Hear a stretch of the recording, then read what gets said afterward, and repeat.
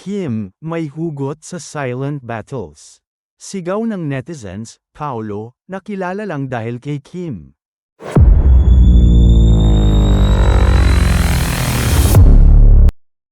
May hugot nga ba tungkol sa silent battles, ang kapamilya actress host na si Kim Chu?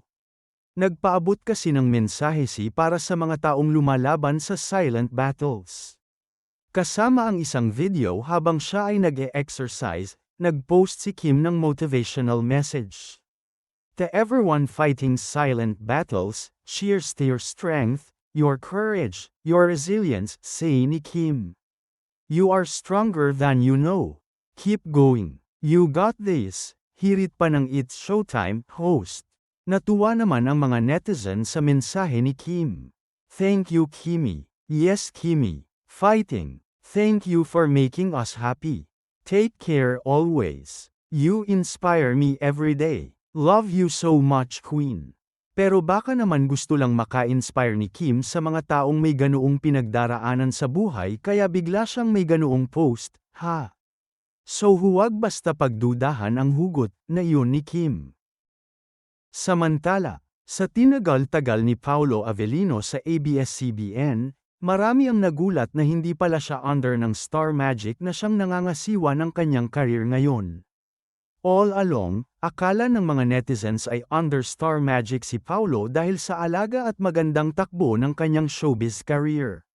Now they know na recently lang talaga naging official Star Magic artist ang aktor. Last Monday ay naglabas ng official announcement na mananatiling kapamilya star si Paolo pagkatapos pumayag na magpa-manage sa Star Magic. Ang dating manager ni Paolo na pumanaw na ay si Leo Dominguez na manager din nina Lovie Poe, Janine Gutierrez at iba pa. Ang name ng talent management dati ni Paolo with Lovie and Janine ay LVD Management Corporation.